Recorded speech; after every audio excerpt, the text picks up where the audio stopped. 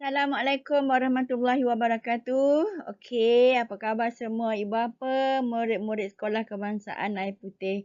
Ya, hari ini saya akan cuba memberi taklimat berkaitan dengan pengurusan dan pengoperasian sekolah dan norma baharu versi 2.0. InsyaAllah kita sama-sama berkongsi maklumat supaya pengurusan sekolah untuk murid-murid berada dalam keadaan yang lancar. InsyaAllah. Baiklah, seperti yang diketahui umum bahawa Menteri Kahanan Pendidikan telah pun mengumumkan tarikh rasmi bagi pembukaan sekolah.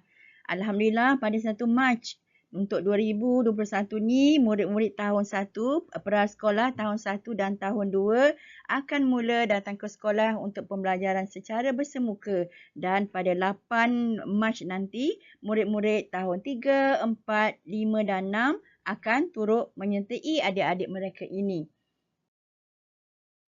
Murid-murid yang perlu berada di sekolah adalah murid yang berada dalam keadaan sihat sahaja. Bermakna ibu bapa perlu pastikan murid-murid ini tidak ada bergejala. Contohnya ada tanda-tanda demam, ada tanda-tanda batuk ataupun tanda-tanda selsema. Jika ada tanda-tanda tersebut, pastikan anak-anak tidak dibawa ke sekolah dan perlu dibawa ke klinik kesihatan untuk dibuat saringan kesihatan. Dan murid-murid yang hadir ke sekolah nanti akan disaring suhu di pintu masuk sahaja. Dan setiap murid seperti biasa dibekalkan dengan kad QR untuk catatan data suhu. Tahun ni bermula arahan wajib memakai pelitup separuh muka sepanjang berada di sekolah. Di sini ada beberapa perkara penting untuk pengetahuan ibu bapa, ya, seperti mana yang saya maklum tadi berkaitan dengan 1 Mac dan juga berkaitan dengan pembukaan pada 8 hari bulan. Dan bermula 1 Mac nanti, murid-murid pra tahun 1 dan tahun 2 seperti mana dikatakan tadi akan menghadapi pembelajaran secara bersemuka. Berbeza dengan murid-murid bagi tahun 3, 4, 5 dan 6. PDP masih dijalankan secara online. Untuk itu, ibu bapa diminta tidak lagi keluar grup ataupun dalam ayat lain left grup Telegram PDP Arts masing-masing. Ini juga sebagai satu secure kita untuk menghadapi sebarang kemungkinan. Dalam masa yang sama, saya perlu tekankan sini bahawa bermula esok 1 Mac esok, jadual kelas untuk pembelajaran adalah seperti yang telah saya kongsikan dalam grup Telegram. Jadi tolong rujuk jadual tersebut. Murid-murid yang belajar di sekolah akan menggunakan jadual yang sama dengan murid-murid yang belajar di rumah. Itu perlu diberi penekanan supaya nanti tidak ada soalan yang berulangan yang tanya lepas ni belajar apa, macam mana murid di rumah, macam mana murid di sekolah. Jadi kenyataannya menggunakan jadual yang sama.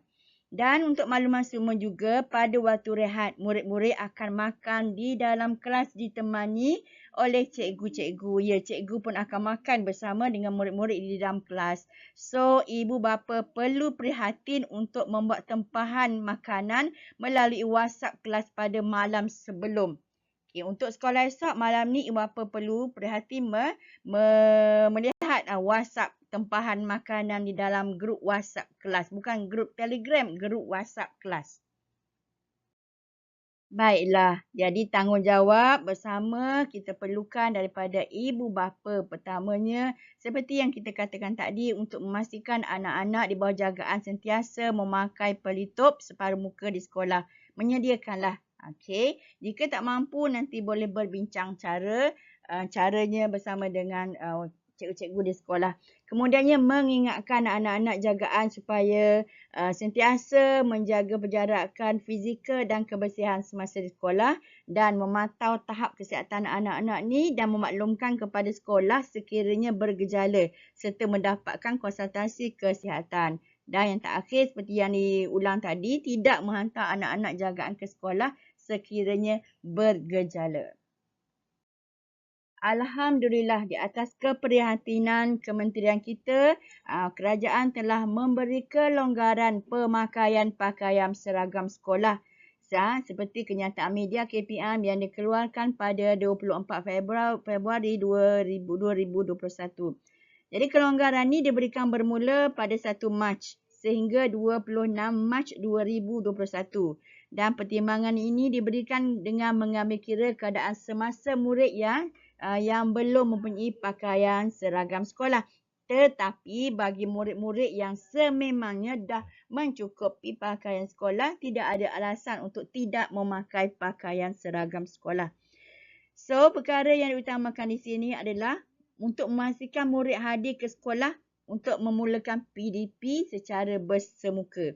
Dan murid-murid dibenarkan memakai baju t-shirt PJ bagi hari yang ada mata pelajaran PJ. Walaupun buat masa ini, murid-murid masih lagi tidak dibenarkan untuk belajar PJ di luar daripada kelas masing-masing.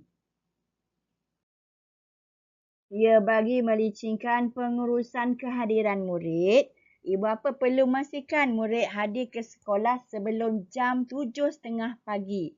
Setiap hari persekolahan ini termasuk murid pra dan juga murid-murid lain. Dan imbasan suhu akan diadakan di pintu masuk utama oleh pengawal keselamatan. Seperti yang ketahui umum, 37.5 darjah Celsius tidak dibenarkan masuk ke sekolah. Dan ibu bapa hanya dibenarkan menghantar anak-anak di pintu masuk sahaja. Murid yang hadir ke sekolah berbasikal ataupun berjalan kaki akan diberi rehat seketika sebelum diimbas suhu badan. Tapi jika diimbas suhu dan murid-murid menunjukkan suhu normal, murid-murid ini boleh terus dibenarkan masuk ke dalam sekolah. Ibu bapa digalakkan untuk imbas QR code anak sendiri. Sebabnya ini bagi memberi peluanglah supaya anak-anak tidak tersekat ataupun terlalu ramai berada di pintu pagar. Bimbang jika ada guru-guru yang bertugas tak sempat untuk membuat imbasan kod tersebut. Dan guru-guru yang bertugas akan membantu mengimbas QR code setiap murid yang hadir. Bagi memudahkan SOP pengurusan penurunan COVID, KPM telah menetapkan beberapa model untuk penyuraian murid. Di sini bagi Sekolah Kebangsaan Air Putih, kami telah memilih model 5. Iaitu model 5 ni model penyuraian murid secara bergilir-gilir. Ini kerana murid-murid di Sekolah Kebangsaan Air Putih tidak terlalu ramai dan insya-Allah keadaan masih lagi boleh dikawal. Okey, untuk itu ibu bapa perlu menunggu anak-anak di luar pagar. Tidak dibenarkan sama sekali untuk masuk ke dalam kawasan sekolah. Dan murid ni hanya dibenarkan keluar dengan iringan guru atau PPM. Guru yang bertugas wajib berada di pintu keluar utama. Dalam masa yang sama, jika murid tu adalah murid kafar, mereka akan terus kekal berada di dalam kelas bersama dengan ustazah kafar. Ustazah kafar akan berada bersama dengan murid-murid tersebut. Jadi, tanggungjawab guru mata pelajaran akhir akan mengiringi murid keluar. So, maksudnya murid-murid tidak dibenarkan keluar secara bersendirian. Yang guru mata pelajaran terakhir akan jadi pengiring murid keluar ni sehingga ke pintu pagar sekolah dan dinantikan oleh guru yang bertugas di pintu pagar. Dan sistem panggilan ataupun voice note WhatsApp kehadiran murid diaktifkan. Jadi di sana guru bertugas apabila dia melihat keadaan sudah tenang, murid-murid yang telah keluar dan sudah pun diambil oleh ibu bapa masing-masing. Okey, guru bertugas tersebut akan membuat voice note untuk memberi arahan kepada guru kelas yang berikutnya untuk membawa murid-murid keluar daripada kelas.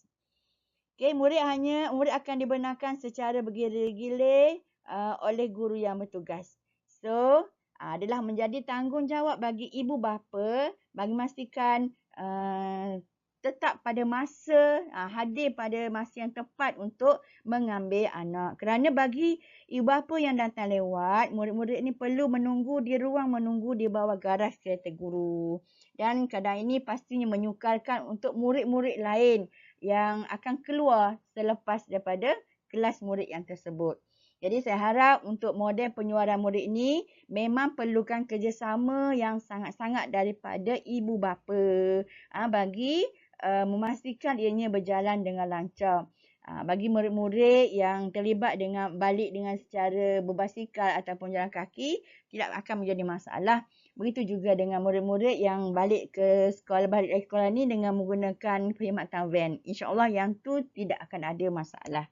Apapun, memang kami pihak sekolah memang amat mengharapkan kerjasama ibu bapa, supaya setiap satu SOP ataupun setiap satu perancangan yang kita buat ni akan berjaya dan sekaligus dapat membantu penularan COVID terutamanya di sekolah dan juga di kawasan kampung kita ni lah, di kawasan Air Putih. Kami juga mengambil peluang untuk menasihati ibu bapa supaya terus membawa anak-anak ni pulang ke rumah dan tidak membawa murid-murid ni, anak-anak ni untuk urusan-urusan di luar daripada rumah selepas waktu persekolahan. Itulah yang paling penting. Jadi tu saya rasa tu sajalah daripada kami pihak sekolah. Macam yang saya katakan tadi, saya amat mengharapkan kerjasama daripada semua. Sebabnya kita yang jaga kita. Kalau kita tak menjaga kita, siapa lagi yang akan menjaga kita? Apapun sama-sama kita membantu untuk banteraskan COVID-19. Kita mesti menang. Sekian, terima kasih.